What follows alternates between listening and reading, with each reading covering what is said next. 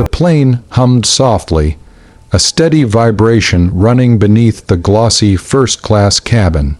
Ethan Cole, the youngest self-made billionaire in his country, sat rigidly in seat 2A, staring blankly at the clouds outside. Passengers around him enjoyed champagne, watched movies, or typed casually on laptops, but Ethan felt none of it. His world, usually filled with noise, decisions, and deadlines, felt painfully quiet. He hadn't flown commercial in more than 15 years. His private jet had suffered an unexpected technical issue, and the engineers needed several hours to fix it. His team had offered alternatives, but Ethan didn't want to wait. He needed to get home. He needed space. He needed something he couldn't name. His suit was immaculate, but his expression wasn't. The weight of the last few months hung heavy on his face. Failed mergers, a company scandal he never saw coming, and worst of all, the final conversation with his wife earlier that morning. "I can't do this anymore, Ethan. You're here but not really here." Those words echoed in his mind like a broken record. He blinked slowly, trying to swallow the bitterness rising in his throat. He forced his shoulders to relax, leaning slightly back in the plush seat, only to stiffen again as a small shadow blocked the light. "Why are you so sad?" The voice was tiny, soft, innocent. Ethan turned, startled. Standing beside him was a little girl, about 7 years old, with curly brown hair that bounced around her cheeks like springs. She clutched a worn-out stuffed rabbit to her chest, its fur faded and one ear hanging loose. For a moment, Ethan simply stared at her. No board member, no journalist, no business rival had ever asked him that question. In fact, most people assumed he was unshakable, cold, confident, always in control. "What?" he said, confused. She pointed at his face with the seriousness of a doctor examining a patient. "You look sad, like your eyes are crying on the inside." Ethan blinked. Then he gave a short, awkward laugh, a sound that came out harsher than he intended. "Adults don't cry." She frowned in disbelief. "That's not true. My mom says even mountains cry when it rains." He wasn't sure how to respond to that. He wasn't used to conversations that didn't involve money, strategy, or negotiations. The little girl climbed into the empty seat beside him without waiting for permission.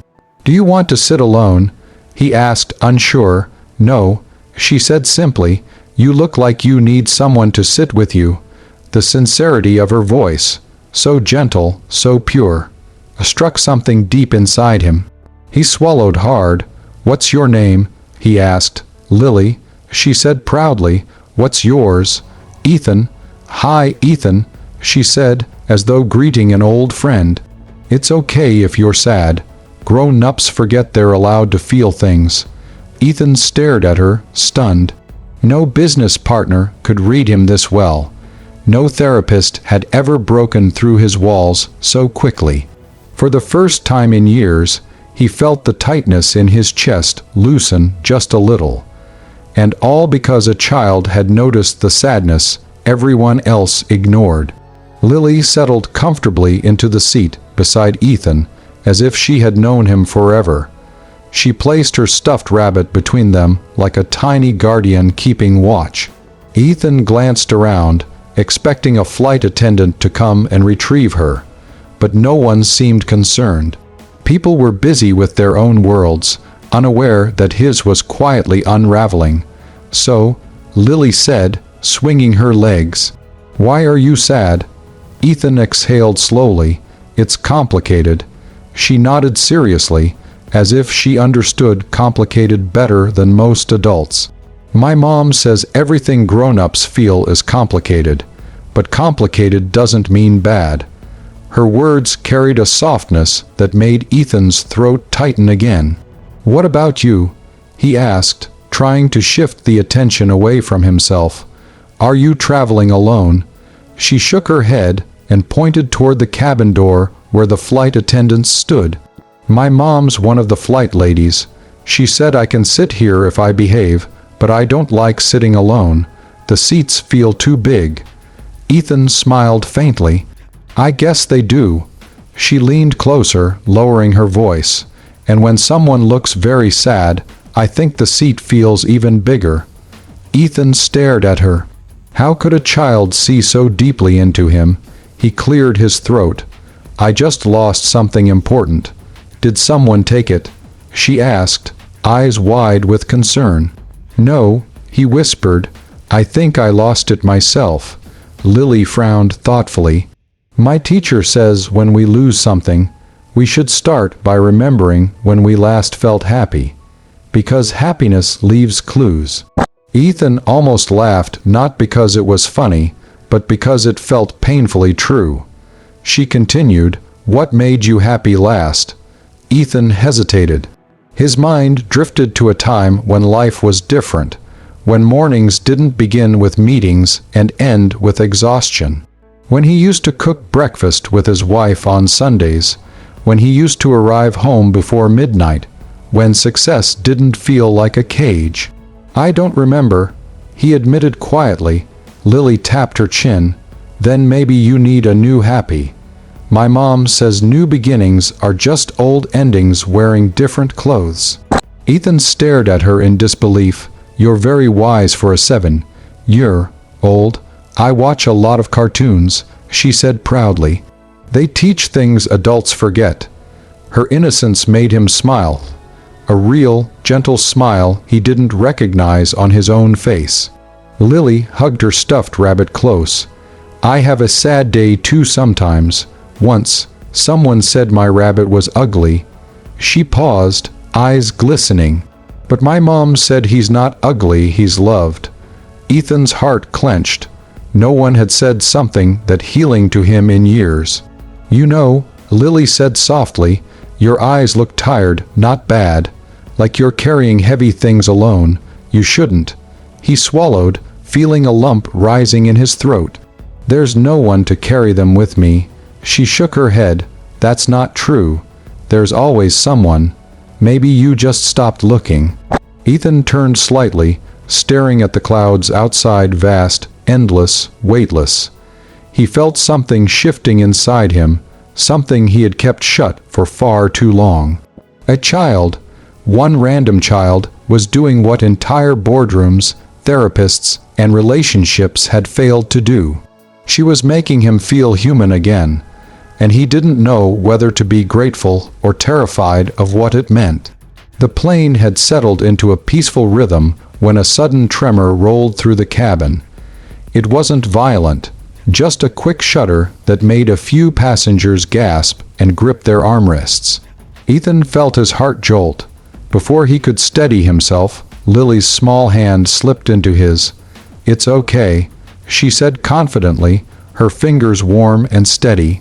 This part always feels scarier than it really is. Ethan let out a shaky breath he didn't realize he was holding. You're brave, he murmured. She shrugged casually. I fly a lot. My mom works on planes, so I'm used to the little wiggles. He couldn't help it. He chuckled at the word *wiggles. When was the last time he heard something so simple, so free of fear? The turbulence ended as quickly as it had come. But Lily didn't let go of his hand, and strangely, he didn't want her to. You know, she said quietly, examining him with those curious eyes, you look like someone who hides tears. Ethan stiffened. No board meeting, no investor call, no negotiation had ever made him feel this exposed. I don't cry, he whispered. That's not true, Lily said gently. You're crying right now inside. Her words hit him like a punch. His chest tightened. His breathing grew uneven. He looked away quickly, staring at the seat in front of him. I can't, he said. People depend on me. Lily thought for a moment. Then she said something so simple, so childlike, and yet so profound, that it cracked something deep inside him. But even heroes need someone to save them sometimes. Ethan froze.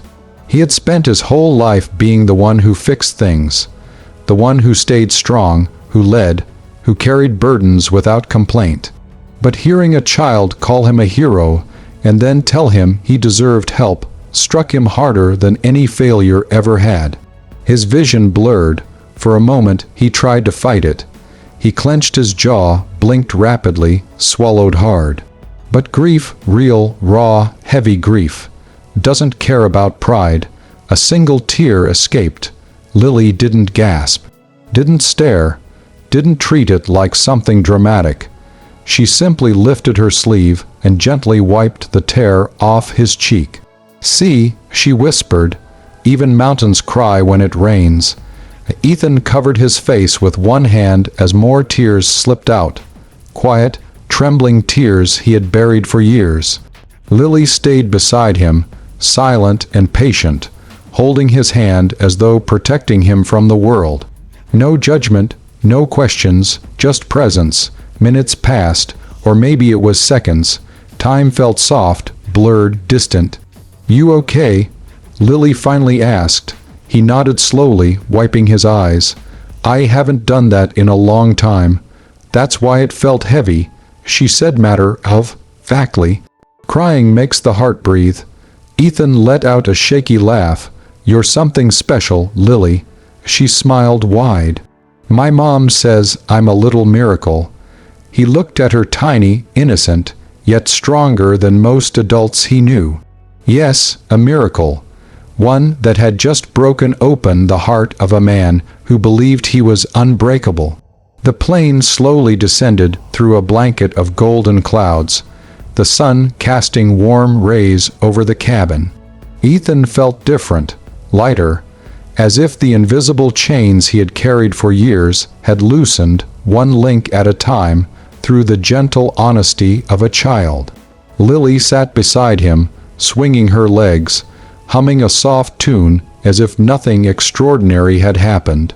But everything had changed, at least for him. As the landing announcement echoed through the speakers, she turned toward him with a seriousness unusual for someone her age. "Ethan, yes, can I tell you something important?" He nodded, suddenly nervous. She shifted in her seat, clutching her stuffed rabbit tightly. "When you get off this plane, don't forget what you felt today. Grown-ups forget too fast." Her eyes softened. "Promise me you won't go back to being sad all the time." Ethan swallowed the lump in his throat. "I'll try," he whispered honestly. "No," she said firmly, "not try. Promise." Her insistence made him smile. An unguarded, genuine smile that reached his eyes. "Okay, I promise." She nodded, satisfied. "Good. Because the world needs more people who smile with their hearts, not just with their faces." The words hit him deeper than she could ever understand. As the plane touched down smoothly, passengers applauded. Lily giggled, clapping along. Ethan watched her with a fondness he hadn't felt in years, not since he used to dream about having a family of his own. Dreams drowned under the weight of work, ambition, and responsibility. The seatbelt lights turned off. People stood, gathering bags and stretching stiff limbs. Lily hopped off her seat and held out her rabbit to Ethan for a moment. "Here," she said. He blinked. "What is it?" "He wants to say thank you." Ethan gently shook the stuffed rabbit's paw, a quiet laugh leaving his lips. "The pleasure's mine." Lily's mother appeared a moment later, wearing a neat uniform and a slightly tired smile. "Lily, sweetheart, were you bothering this gentleman?" "Not at all," Ethan said quickly. "She kept me great company." Her mother smiled gratefully. "She has a good heart, sometimes too good." Ethan looked down at the little girl, who beamed proudly. "She saved me today," he said softly. Lily tilted her head. "You saved yourself. I just sat with you."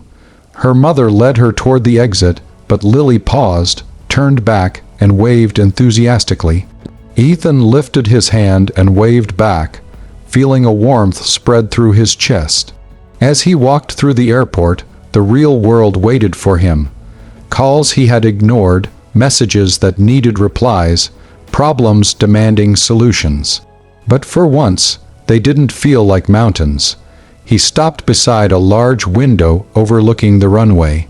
Outside, planes moved like giant birds preparing to fly into new skies. He pulled out his phone, not to check stocks, not to answer business emails, but to send a message he should have sent long ago. Asterisk, I'm sorry, I want to fix things, I miss us. Asterisk, he stared at the words, then pressed send. A strange peace washed over him. When he turned around, he almost imagined Lily's voice echoing behind him. New beginnings are just old endings wearing different clothes. Ethan stepped forward into the airport, into his life, into hope, carrying a promise made at 30,000 feet. A promise he finally intended to keep.